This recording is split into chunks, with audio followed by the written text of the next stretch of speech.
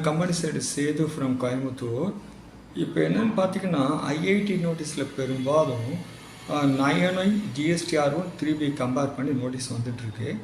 அதில் என்னென்னு பார்த்தீங்கன்னா 3Bயில் மந்த்லி ரிட்டர்னில் ரிவர்சல் கொடுத்துட்றாங்க, 9ல் கொடுக்க விட்டுறாங்க, இல்லை 9லேயும் கொடுக்குறாங்க. அதை ஆஃபீஸர் கன்சிடர் பண்ணாமையோ இல்லை அந்த சாஃப்ட்வேர் அதை ப்ராப்பராக ரெக்கன்சைல் பண்ணாமல் நோட்டீஸ் கொடுக்குது.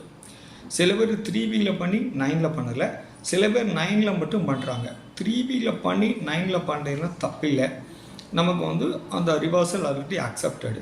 3Bயில் பண்ணாமல் 9ல் பண்ணால் யூஸ் கிடையாது. 9ல் பண்ணால் 9 பண்ணும்போது DR03 போட்டு ரிவர்ஸ் பண்ணியிருக்கும். அப்போ தான் கவர்மெண்ட்டுக்கு அந்த ரிவர்சல் போய் சேரும்.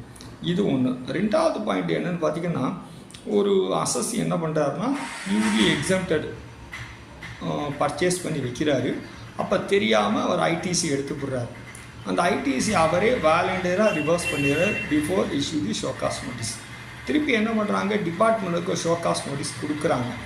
அப்போ அதுக்கு அவர் ரிப்ளை ப்ராப்பராக கொடுக்குறாரு. கொடுத்த பிறகு திருப்பி பெனால்ட்டி போட்டு ஆர்டர் போடுறாங்க. அதை எடுத்துகிட்டு அவர் ஹைகோர்ட் போகிறாரு. ஹைகோர்ட் என்ன திருப்பி சொல்லிடுறாங்க அப்படின்னா, ஆல்ரெடி ரிவர்ஸ் பண்ணிட்டாரு, நீங்கள் 2வது போட்ட ஆர்டர் செல்லாது, டபுள் டைம் ரிவர்சல் தேவையில்லைன்னு சொல்லிட்டு பார்த்தீங்கன்னா Ajay industries versus union of India honourable Gujarat ஹைகோர்ட்டில் ஜட்ஜ்மெண்ட் வந்துருக்கு. இதில் நம்ம என்ன தெரிஞ்சுக்கலாம் அப்படின்னா, எக்ஸம்டட் பொருளுக்கு நம்ம ரிவர்சல் பண்ணும்போது அதை ப்ராப்பராக 9லேயும் காட்டணும். காட்டினா தான் நம்ம ஆஃபீஸரை கன்வின்ஸ் பண்ண முடியும். ரெண்டாவது, நம்ம 3Bயில் பண்ணி 9ல் காட்டலைன்னா தப்பு கிடையாது, கண்டிப்பாக நம்ம ரிப்ளையை சமாளிச்சிக்கலாம். ஆனால் 3Bயில் பண்ணாமல் 9ல் மட்டும் ரிவர்சல் கொடுத்தா யூஸ் இல்லை, DR03 போட்டு ரிவர்சல் பண்ணி இருக்க வேண்டும். இதுதான் இதனுடைய டிப்ஸ். இதை தொடர்ந்து பின்னாடி வர்ற வீடியோக்களில் அடுத்தடுத்து பார்க்கலாம். தேங்க்யூ.